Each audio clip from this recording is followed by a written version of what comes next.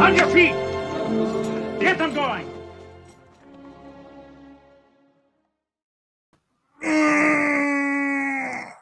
Good afternoon, good evening, good morning, whatever the case may be. Welcome to Cross Examinations Live. I'm your host, Mike S. Miller, but you know that already. How's everybody doing today? So far, Tina says, Arlene says she's feeling bad, so she will watch the replay. I feel her pain. Hey, Emma and Double Zero. Yeah, boy, not the best Christmas. I was sad. Everyone else had a great time. But man, I was up till like 6 o'clock in the morning the night before wrapping presents, and then I had to get up at 10 and put the roast in the oven. And after 10, I don't know, the sleep thing was constantly interrupted. So after 10, which is funny, I didn't wake up with a headache at 10, right? But like later on when I had to get up, I was just like there. I was like right in the front of my head. So I drank coffee. I was sat out in the sun, tried to do everything to get rid of the headache, took Excedrin. And it was just right there this whole time. And I just could not enjoy anything. But, Alpha Proto, Mr. Miller is rocking my merchandise. Funny. And that was it. I couldn't do nothing. Ultimately, you know, I just had such a headache. I even had my son, I had Elijah do the prayer for dinner, early dinner, late lunch, whatever you call it. And I sliced up the prime rib, and as I'm slicing it, I'm like, it's medium well. Or actually, it's more like medium. But you want your prime rib to be medium rare. So on top of the headache, my roast was not perfect. And you know me with my meat. My meat has to be perfect. Especially when you know how much a 9-pound freaking roast cost? Oh my gosh. You ruined 9 pounds. Well, it wasn't ruined. It was still good, but it wasn't perfect, which is what you want when you're spending that much on a piece of meat. And so like I just sat down and the headache was bothering me so much I couldn't even eat. I just had no hunger. I would put food in my mouth and it tastes great. I just had no appetite to swallow anything. So after everyone had mostly eaten their food, I just said, thank you. I'm glad you enjoyed your dinner. I have to go lay down. And I went and laid down, and I didn't wake up until I think it was like 10 o'clock at night. I think. No, it couldn't have been that late, could it? 8 o'clock? I was out. I woke up. Everybody was gone. Eden did come in to kiss me goodbye. So, but yeah, I can't, man. Headaches, for me, headaches are like the worst. I would rather have a broken arm. Right? That when you can take the pain and sort of like if your finger hurts, you know it's you, right? But it's you over here. It's over here. The pain is over here. You can feel all of it, but it's over here. When it's in your head, there's no divorcing the center of your pain from the center of everything in your. I hate headaches worse. It's I imagine though the crown of thorns was probably. Yeah, okay. So yeah, so I got up, everyone was gone, everything was cleaned up, and I just sat there by myself eating cold roast and crab and shrimp. Actually, it wasn't too bad just sitting there. I like the whole bustling party and watching everybody enjoy the food and everything, but you know what? Once in a while, it ain't bad to just sit there and just enjoy the food without interruption. So I can't really complain. And on top of that, I had something of an idea while I was laying there in bed. And that's an interesting thing. When I was laying in bed, it was somehow like when I'm standing up and dealing with everything, like think of a monitor. The headache was the big screen, right? When I was like laying down in bed, somehow or another I could like make the headache like a reduced screen off to the corner. I don't know if that makes sense, but it was still there. It was right in my brain, but it was like okay. It's like somehow all the other distractions weren't compiling. I think that's the thing, is like noise and light and all this other input like just adds stress to the headache or something, right? So when it's like doors closed, quiet, cold pillow over my head, somehow or another it shrank the screen of the headache, and like I could have thoughts other than I'm having a headache. And those thoughts led me someplace interesting. I don't know.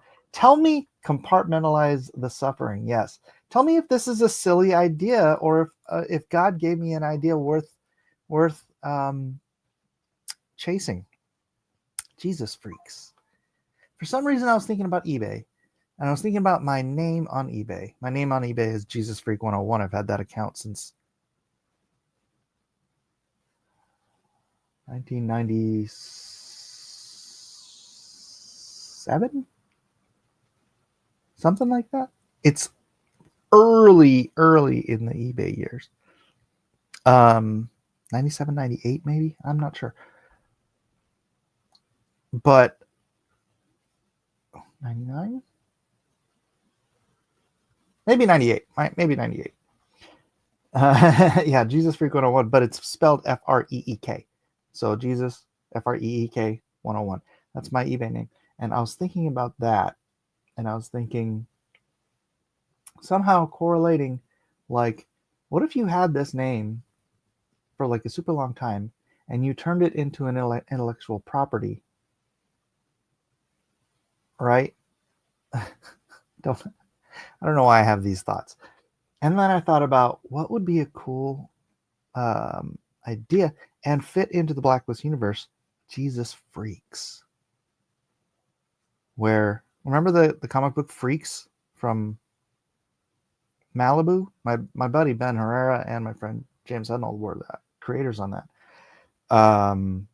But remember there was like a group of homeless kids and they got superpowers. And I was like, Jesus Freaks. What if, the power pills in Nobody's Business? What if somebody, like, they're in a Christian worship band, and someone somehow or another like cracked a power pill into the punch bowl or something while they were practicing and stuff, and this Christian worship band got superpowers. And I was thinking, oh darn, what were the names? I had a couple names. So Gardener Eden would be like a character who has like poison ivy kind of powers. And oh, what was the other one? I had such a great name for this other one. But it'd be like two girls, three boys, and sort of like in a cartoony, no, I wouldn't say like super cartoony. It would be the idea would be for like a kid's comic book, but ultimately like animations and stuff. But like, give them names that sort of fit their Holly Ghost. And she would have like invisibility powers, right? Maybe even floating. I don't know. Holly Ghost, Gardener, Eden, and then I'd have to come up with the names for the three boys. But like that, like some cute little animated cartoon style thing, and they go on their little adventures like, Teen Titans, but there's always a cute moral to the story and all that kind of fun stuff, and they're fighting bad guys, and it all takes place in the Blacklist universe because the source of their power, it would be one of the pills that somebody like tried to, maybe someone's like, I'm gonna poison the church, and then they turn out to be a villain. Yellow card for the dad pun. No, they would all be dad pun names. That's the so Christian worship band who gets superpowers. Yes, and then that's the thing. You add that to the whole thing. Remember Josie and the Pussycats, right? So you have, but you have this little superhero thing, but you also have the outlet for a band. So you could have a band do original music for a cartoon. Jesus freaks. Trademark, copyright. That's all me, baby. Well, no, I think God gave. What do you tell me? You think this is God inspired? Mike, you're gonna have to miss Christmas, but I'm gonna give you a great idea. What do you think? I need some input from the chat here. All right. As I go through and I say hi to everybody. I said hi to Tina and Amy. Alpha Proto, what's up? John Mintz, howdy. Devil's Air, we already said that. Ain't that more of a woman line than meat needs to be perfect? No, that is a chef of perfection line. Maybe it's a pride thing and pride is a sin, but I hate to waste. Look, a cow has to give its life. You don't want to disrespect the cow's life by ruining his meat. Terrible. Alpha Proto, I do feel better today. I feel still a little tiny bit hazy, so maybe I did catch something. I don't know. I remember COVID headache was a big part of the COVID thing, so I don't know. So our linings are best linings. Thank you. Melissa, what's up, Melissa? Tina, I already said. Am I caught up with everybody? Alpha Proto, yes. Henry, hail. Just got done with my slides for commentary at church this Sunday. I was notified a bit about it yesterday morning. Fun. Like the band Gorilla, says Alpha Proto. Did the band ever make an actual cartoon? Because the idea would be the cartoon. It wouldn't be about just having music videos with my cartoon characters. Melissa says, I want to make that cartoon. Ollie Pong, what's up? DJ. Henry says, my commentary is about Joseph and Pharaoh and is titled Voting for the Lesser of Two Evils. Joseph and Pharaoh. I wouldn't call Joseph evil. Anybody else that I missed? No. All right. I've been sick all of December. I think I had 3 or 4 different illnesses. Maybe you just had COVID, because when I had COVID, it was like cycling through different things trying to attack my immune system. So it felt like I had a different thing every other day. It was bad. It was bad. Gorillas are cartoons. They never show their faces. Well, yeah, the characters would be cartoons. So in that sense, yes. I'm not calling Joseph evil. DJ Peterson, I think I said hi to everyone. Oh, except Mike. Hi, Mike. What's up, DJ? Hey, Elijah and I were talking about the fighting system in the card game yesterday for a while. So we came up with something, or actually he came up with it, but then we worked on it together. That would add a very cool dynamic to the fighting system that removes the arbitrary nature of just rolling dice. So I've been taking ivermectin every day this week. That's good. At least you'll be getting rid of your parasites, which, by the way, helps to fight cancer. So that's probably a good reason why they didn't want us all taking ivermectin, because cancer is a very, very, very many billions of dollars a year business. Horse dewormer. You know what worms are, right? Alpha Proto?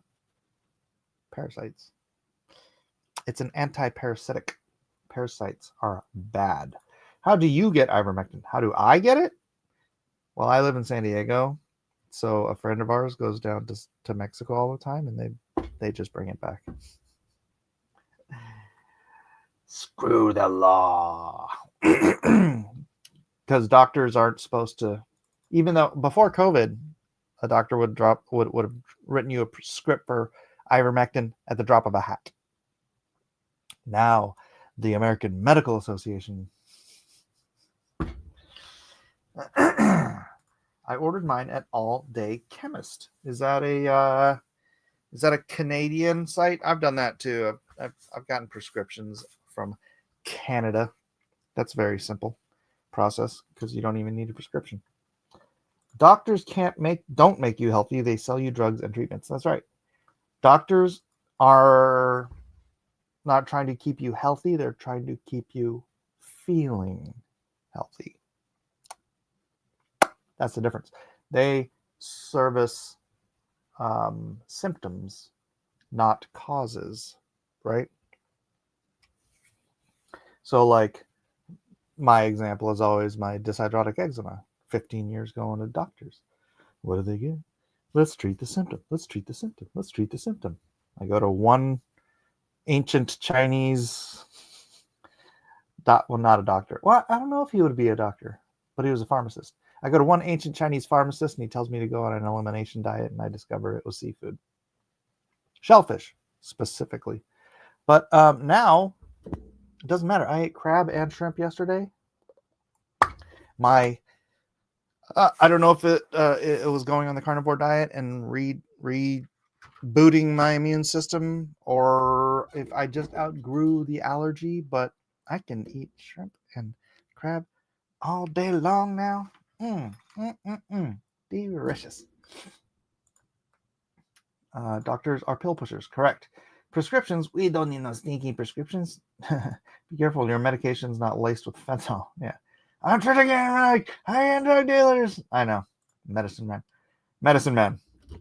I've discovered the cure for the plague of the 20th century, and now I've lost it. It's the only line I remember from Medicine Man. Yes. I just, you know how I do here. You know how I do. And then getting on the carnivore diet, just you discover, like, look, if you have chronic problems, I would highly suggest going on a carnivore diet for a month. I mean, like the pure carnivore diet.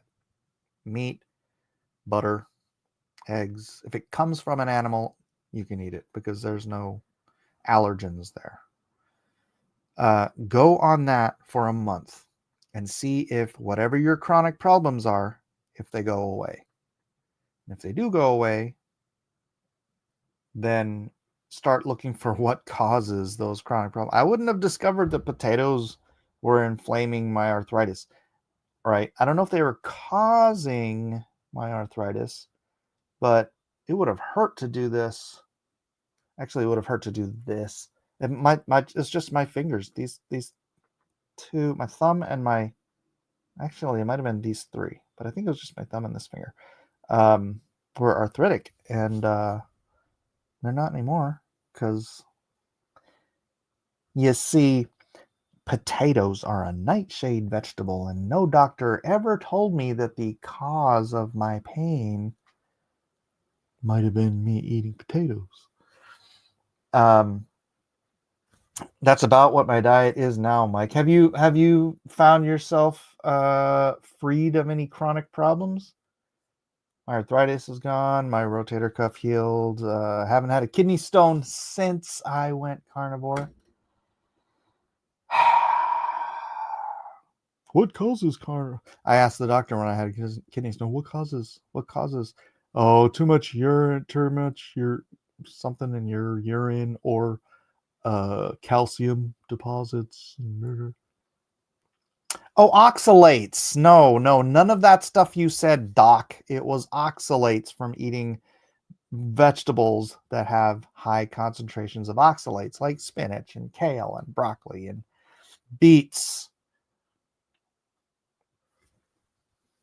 What does a carnivore diet include, by the way? If it comes from an animal, so if it's milk or meat or eggs, milk, meat, or eggs, which includes cheese, obviously, yogurt, anything you can make from the milk, anything dairy, anything made from eggs. Honestly, if that also ends up you lose a lot of weight because you're not ingesting any sugars. I didn't do it to lose weight, so as long as it's a like pure sugar, like I'll drop these, right? Dates and dark chocolate. Although dark chocolate has oxalates in it too, but it's not like, I would eat a whole thing of spinach. I love spinach. I love green vegetables. I love vegetables. I do. But you know what I don't love? Kidney stones. So I will cheat and have a little bit of this or a little bit of that, but I will not make. I'm not going to eat half a plate of broccoli. I'm not going to eat a half a plate of freaking spinach. I'm not going to eat. I used to take beet powder juice, super high in oxalates. So all of that stuff is a no for me. And then the potatoes, sadly. So I've discovered that rice doesn't really seem to bother me. It might spike my blood sugar. I'm at the point where I'm not really sure that it even matters. Does it matter if you're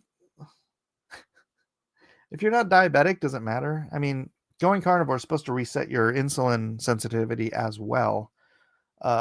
So there's that. Me too. I love vegetables. I know. I stopped eating Cheerios. Oh, wait. Eating Cheerios every day made me gain weight.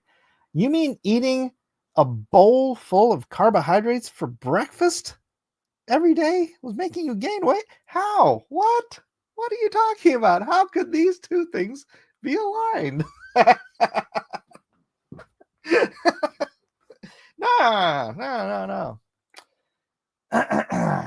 Tina says, my arthritis is not as bad. They say my knees and joints are pitted, whatever that means. So, yeah, I'm wondering, I mean, how long have you been carnivore, Tina? I would say, because see, like I said, man, my rotator cuff, my rotator cuff was just getting worse 3 years running. And I noticed, I didn't even think about any correlation, but I noticed after, I think it was like 6 weeks on carnivore, I went to reach for something in my bedstand. And usually when I do that, like it would be like getting shot with a taser in your shoulder, right? And I reached up and then it dawned on me, oh, it's going to hurt. And then I go,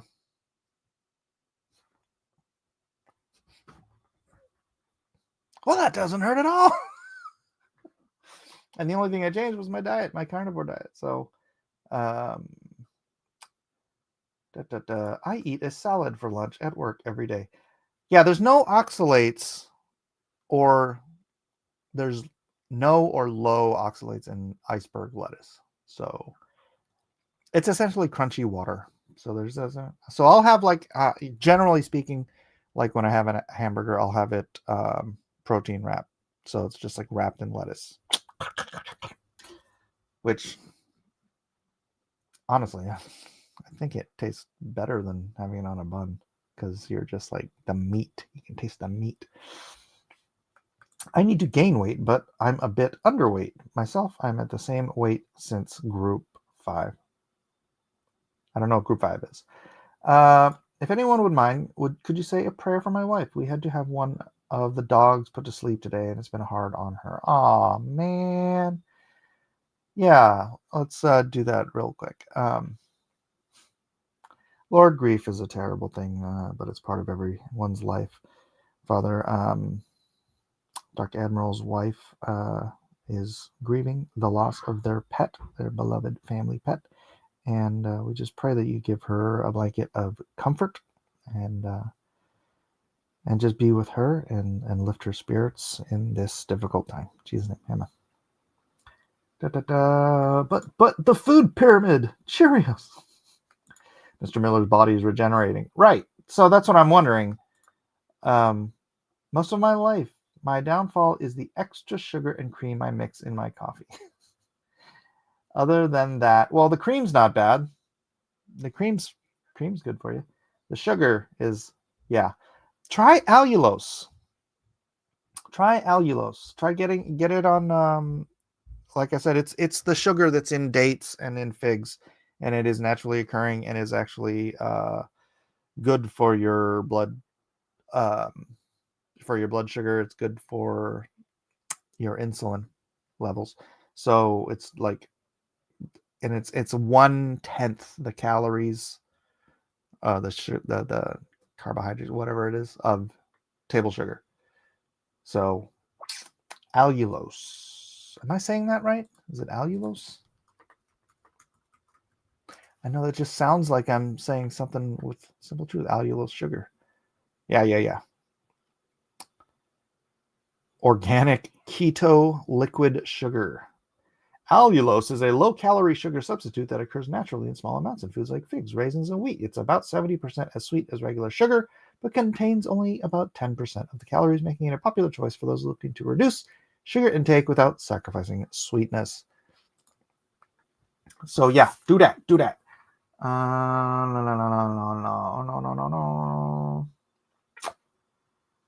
No. Sugar and seed oils inflame the body. Yes. My teacher from massage school said the human body can heal almost anything if you eat the right ingredients. We're designed to heal ourselves. Yes, body heal itself, right? Tina says, I wish I hadn't posted a pic of my kitty on Instagram because every time I see her now, it literally makes me pause and saddens me. Aw. I kind of feel bad for not feeling bad about my cat being gone. I know she didn't get killed. So I'm glad she's not in our house anymore. Because she peed everywhere. But now freaking Max is starting to pee. You know what? I think there's an issue. I need to get my faucet fixed in my laundry room where we keep the cat, the litter box. And so I think Max has been avoiding the litter box because like he has to walk. Sometimes there's a little trail of water and like he doesn't want to walk on that. So I don't know. Yeah, Max. I know. Please, Max, don't turn into Gigi. I was happy to see Gigi go. I'm never be happy to see Max go. Might be a cat issue. Have you tried fixing it? It is fixed. You think it's a kidney issue with your cats? I don't know. I heard that cats, that somebody else's cat was diabetic, and so it made their cat pee all over the place. But this chick, that Gigi, she just would not use. She could get right next to the litter box and just pee on the floor.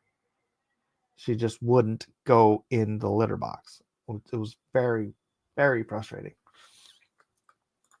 Sometimes when cat pee odd places, it's a sign they have something going on, like a UTI. Yeah, maybe, but she's gone now, so I don't care.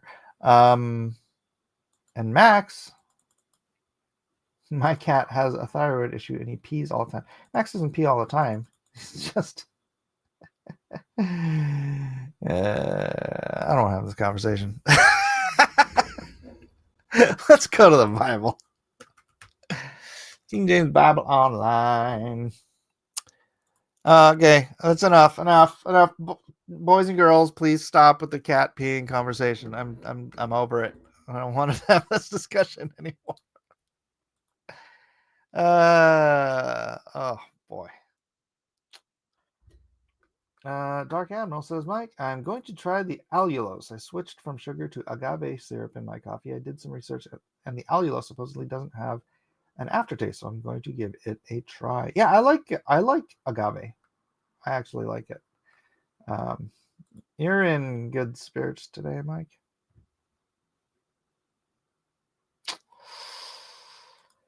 Any Bible verses with cats? That's a great question. I can't think of any. Are cats mentioned in the Bible?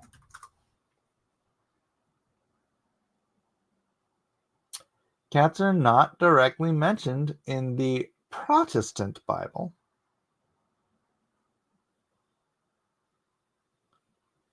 But in the apocryphal text, the letter of Jeremiah, which is part of the Catholic and some Orthodox Bibles, but not included in the Protestant canon, there's a verse in Baruch 6:21. Upon their bodies and heads sit bats, swallows, and birds, and the cats also.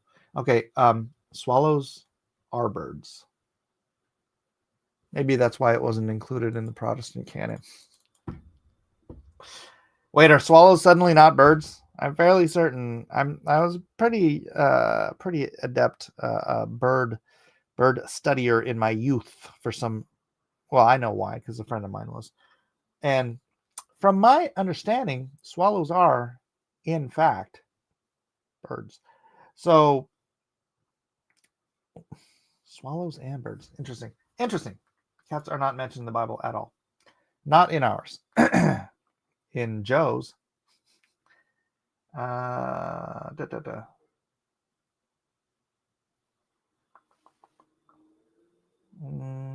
Lots with lions. That's true. Lions are big cats. They are mentioned. Most Middle East people hate dogs, especially in the Bible. I don't think dogs are hated in the Bible. I think cats are the only domesticated animal in the Bible. They're not in the Bible. Sorry, you cannot read about cats. All I can remember about animals in the Bible is that they are a food source for us. Well, no, in the woman at the well, and it's not the woman at the well. It's the Samaritan woman. No, not is it Samaritan or the Canaanitish? The woman that comes to Jesus and says, asks for help, and he said, "I am only called to the children of Israel." And then she says, and then he says, "It is not meet to give food to the dogs."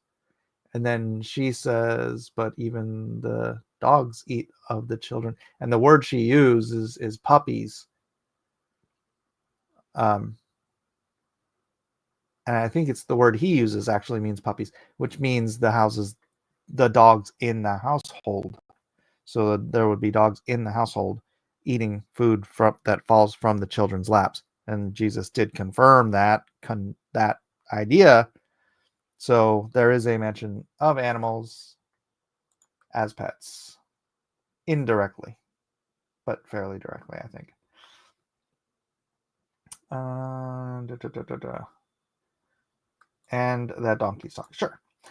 Well, they had dogs as pets in the Bible. She compared her people to the pets of the little children. Right. That was my point. Well, which was it, the Canaanitish woman or well?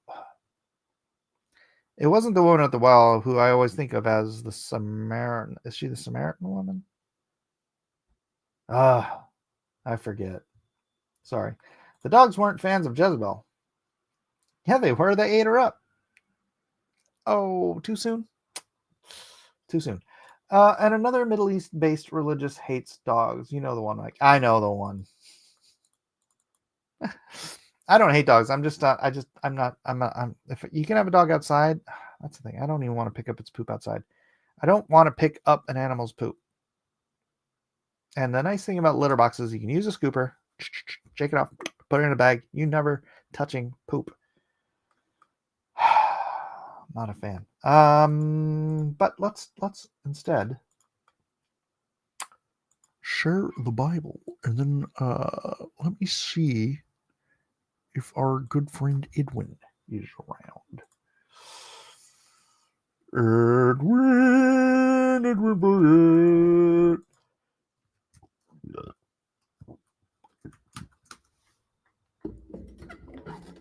Wow, it's 12:42 already. I am late. I'm late.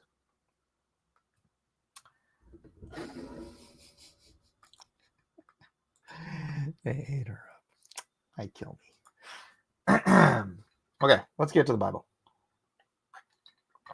The law begins.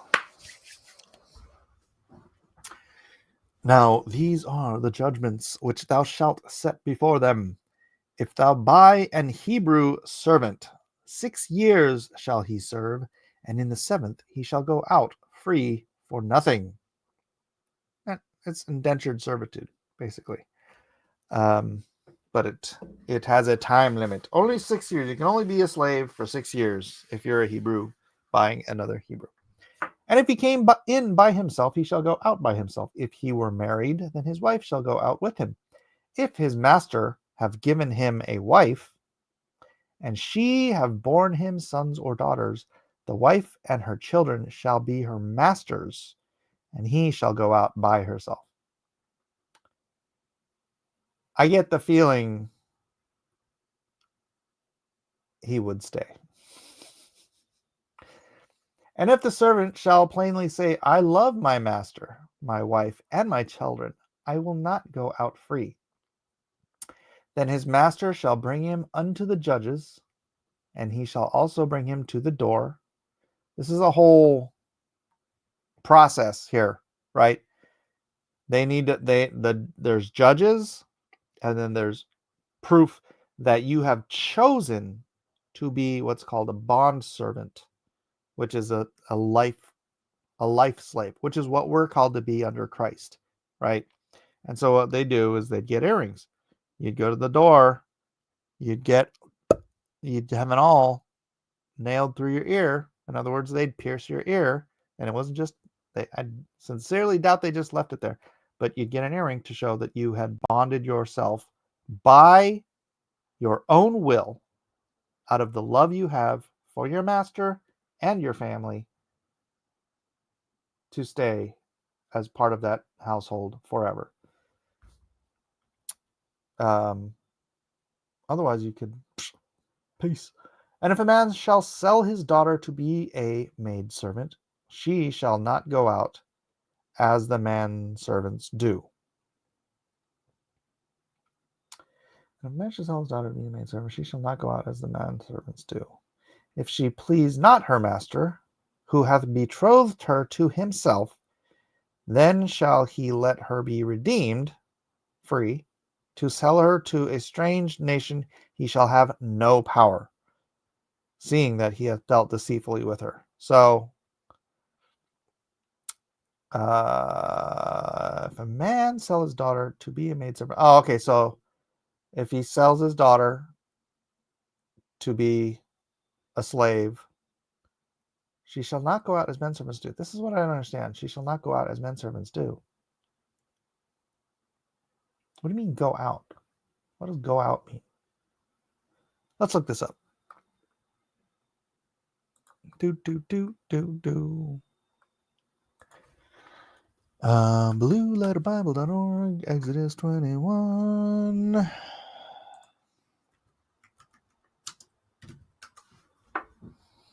Exodus 21. What am I doing? Why am I scrolling? Wow, how long is this chapter? 36. All right. What are we in? 5. Wow, we have not gotten far in this. Oh no. 5. 7. Shall not go out. Go out, yasa. Strong's definition, to go out in a great variety of applications, literally and figuratively, direct and proxim. Oh, gosh, darn it. So this doesn't really help. Send with command, shoot forth, spread out, spring out, send forth.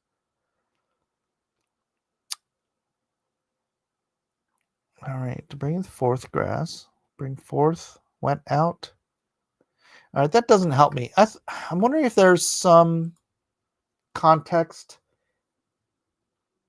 to what that means. I mean, you just can't go outside?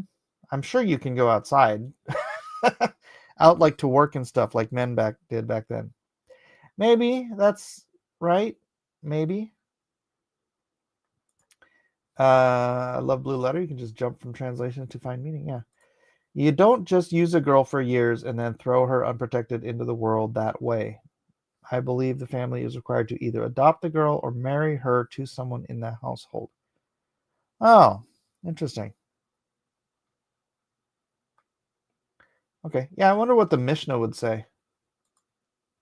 Use another translation to see what they say. Another translation.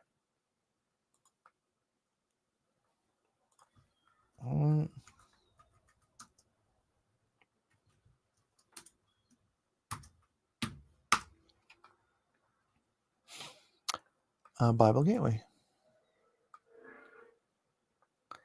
NIV says, if a man sells his daughter as a servant, she is not to go free as male servants do.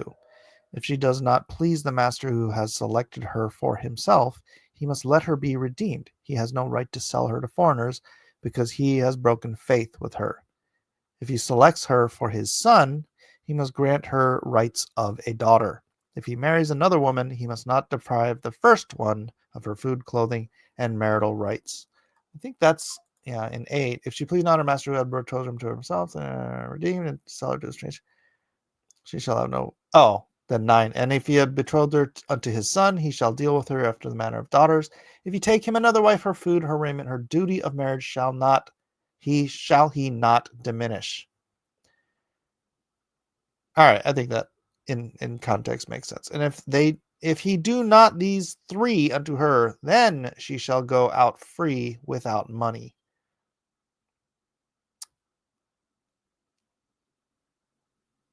So she better really want her freedom, I guess, is the point.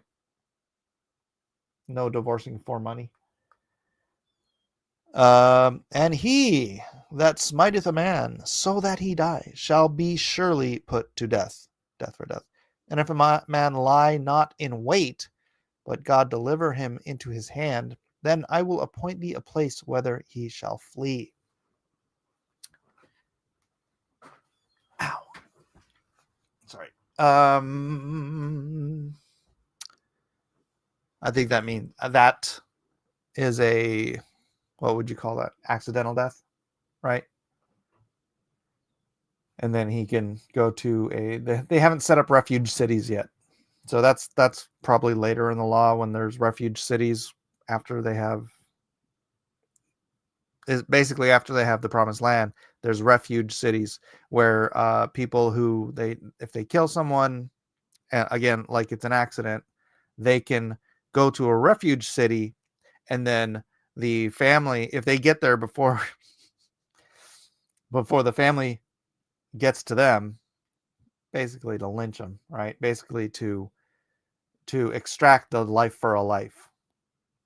If he gets to the refuge city first, he can stay there and be free of being killed by the family who wants justice, retribution.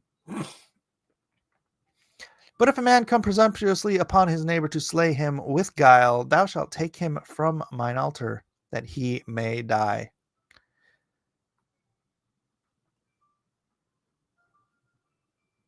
I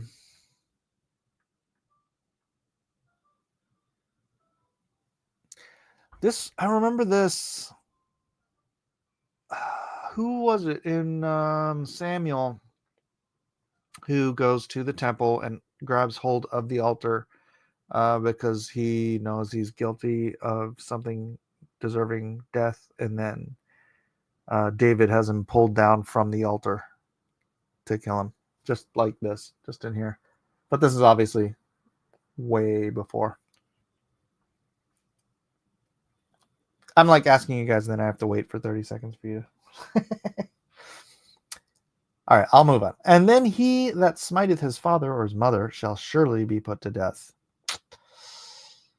And he that stealeth a man and selleth him, or if he be found in his hand, he shall surely be put to death. So the slavery that everyone in modern times attributes to all time, basically, the slavery that was basically most, if not all, the slaves in America, from the Irish to the African to the Native Americans, Those were all stolen people, sold into slavery, and held in the hand of someone. According to the Bible, Exodus 21, verse 16, everyone involved in the African, Irish slave trade or slave holders should have been put to death. So when people tell you that the Bible condones slavery and then they try to correlate it to the slavery of the late Middle Ages onward, the gold, the African triangle, all that stuff, baloney. Just show them that verse. Everyone involved in the American, African, South American, English, European, all the slave trade that involved stealing people from their land, selling them into slavery, and then buying them. You've got all three of those people. You got the stealers, you got the sellers, and you got the buyers. The Bible says they shall all be put to death. Point blank. None of American slavery, except, again, for those who sold themselves. So there were people who sold themselves into indentured servitude to get free passage to America and a place to stay. Okay? Those are the only ones exempt from the slave trade. All right? All of them. Every one of them, including including what's her face's ancestors. Kamala's ancestors. Yeah, I read somewhere that there was supposed to be an extra provision for girls. Marriage was generally considered respectable, but if they didn't want to marry, some financial allowance still. I can get behind that. I saw someone on YouTube Shorts said that the Bible only had a problem with Hebrew slavery, not Gentile. He that stealeth a man and selleth him, right? And he that curseth his father or his mother shall surely be put to death. And if men strive together, and again, look, the laws are guardrails. What it's saying here. Oh, shoot, do we have a meeting today? Hold on, I gotta double check something.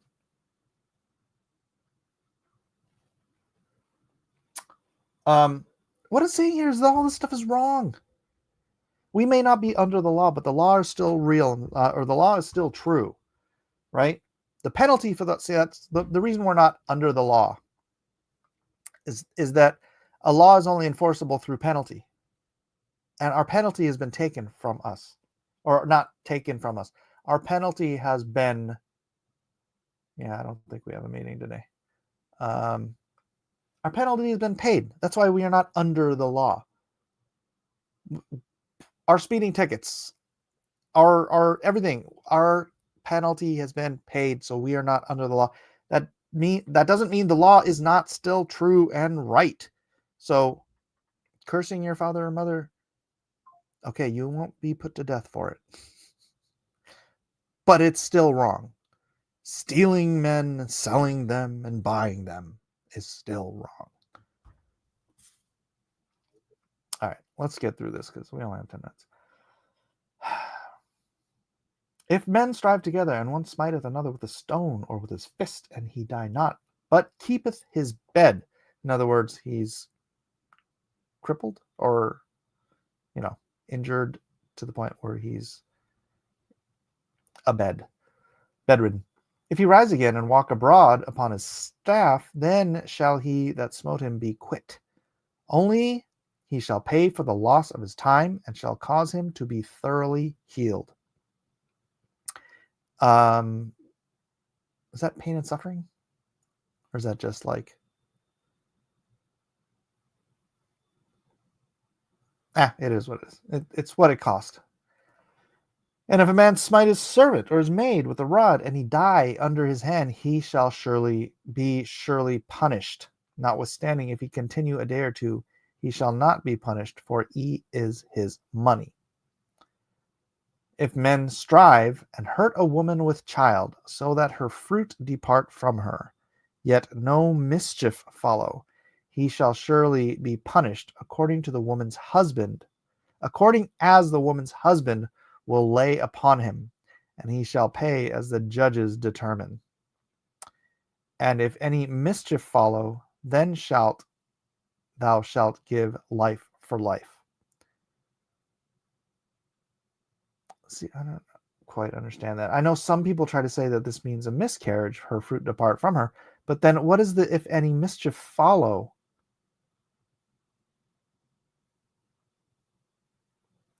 The mischief following would seem to determine a life, right?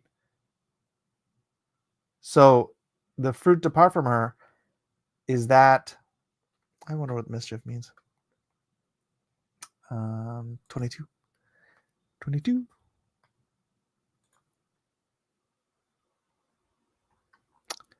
Exodus 22.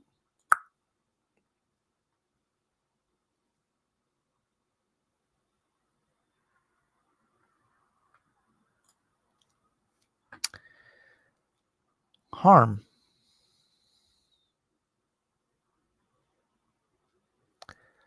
Mischief befall him. Harm. Okay, so that's harm. Fruit depart is to come out, bring forth. So that means an early birth. That would be an early birth. This has nothing to do with death.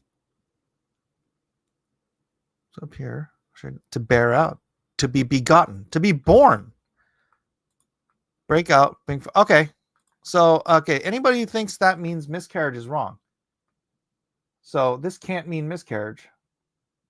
So the mischief to follow would be the harm to the baby or the mother, I would guess.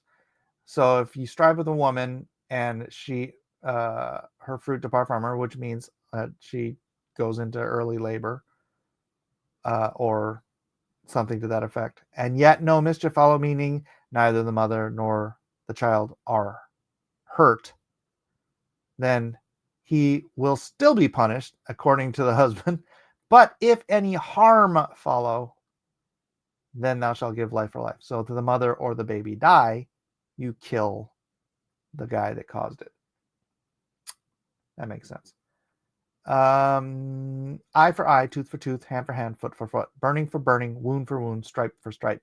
And if a man smite the eye of his servant or the eye of his maid, that it perish, he shall let him go free for his eye's sake.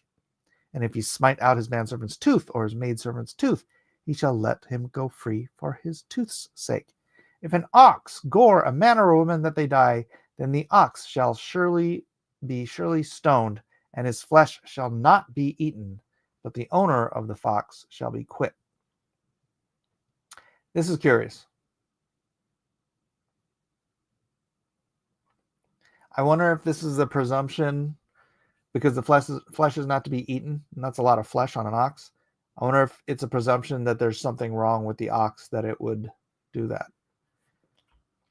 But if the ox were wont to push with his horn in time past, and it hath been testified to his owner, and he hath not kept him in, but that he hath killed a man or a woman, the ox shall be stoned, and his owner shall also be put to death.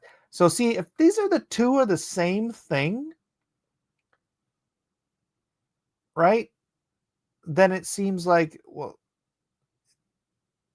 if the owner understood that this ox was just, that's sort of his nature, is to like be aggressive, and he doesn't pen the ox in a way to keep him away from hurting people, then it's the owner's fault. But this one seems like if something out of the blue happens and this ox just like goes crazy, then maybe there's something wrong with it, which would give me the idea that it's not a good idea to eat that flesh. Maybe it is. Maybe it needs some not hydroxychloroquine. What's the other one? I take this stuff all the time. Dewormer, horse dewormer.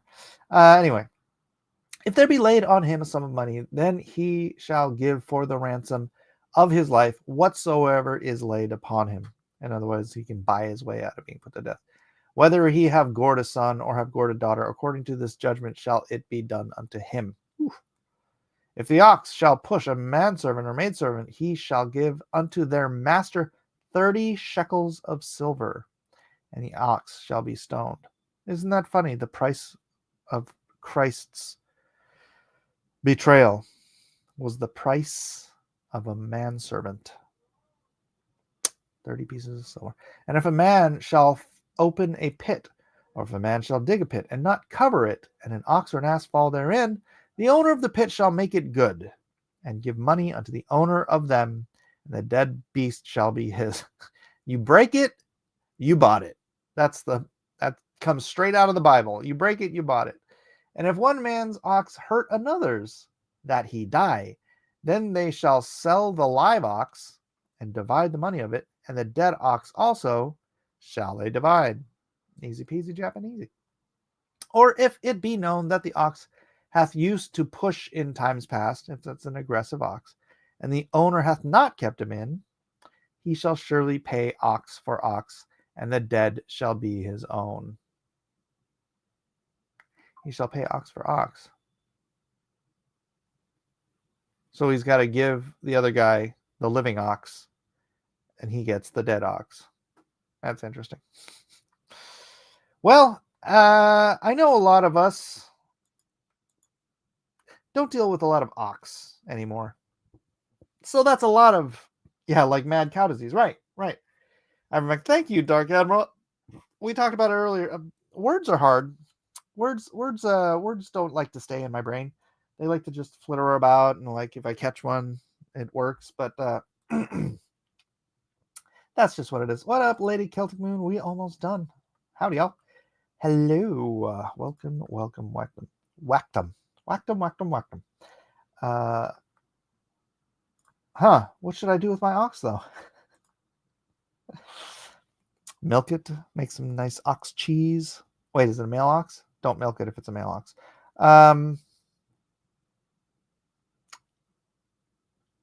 We don't really do a lot of oxen things here in our current culture. So a lot of these don't really apply. However, maybe we could apply this to dogs. I don't know how to apply any of this stuff to current life. That's the thing about the Bible. It's like it is of a certain time and place and culture. And a lot of this stuff would have been very helpful for people in America to read in church during slave times. But actually during ox times, there were cattle ranchers and whatnot, so that was part of the American culture for a long time. It's just not today. It is for certain people in certain parts of the country. We call that flyover country. Actually, you know what? We have that in California too. So anyways, replace them with cow and bull and get cow PG. Then whose does the cafe belong to? Oh, the calf. Who does the calf belong? I'm not sure. Teach it to wear hats. Make it a line of TikTok videos. It gives us an idea of what it was like back then, so it's still useful information. True. The rough idea that you should be responsible for the things you're responsible for, and we're all responsible for something, if not ox. Yeah, I'm just thinking of like, look, if your dog has been aggressive and you know better than to let it out, and your dog freaking bites somebody. I've been bit by a dog. You ever been bit by a dog? Like a dog that means it, not like, oh, right? Like a dog that means it, like, that mother flipping hurts. And that bruise your deep muscle tissue if it doesn't break your skin. I think I had a jacket on, so it didn't break my skin, but dadgummit, man. And then somebody was arguing with me the other day about pit bulls. I know I have no time left, but they're like, pit bulls don't attack any people any more than any other dogs. I'm like, would you rather get bit by a poodle or a pit bull? A poodle freaking attacks me, I'm gonna break that thing's neck. A pit bull's made out of muscle. It's like a ball of muscle. A pit bull attacks me, I can't. Good luck breaking that thing's neck. That's like saying you're gonna freaking take on Mike Tyson. All right. Anyways, I hope everybody had a wonderful, wonderful Christmas. Much better than mine. I'm just glad everybody else had a good time and that I had the idea for Jesus Freaks. Maybe I'll do something with it. I don't know. I'm going to call Elliot and kind of spitball some ideas on that. Until next time, ladies and gentlemen, hope you had a very Merry Christmas. And we'll see you all on... Is it Monday? It's Thursday today, right? It's Thursday. Oh, we'll see you all tomorrow on the next exciting episode of Cross Examination. Back in line, you dog!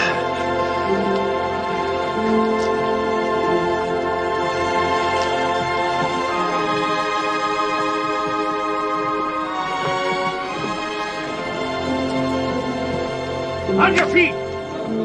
Get them going!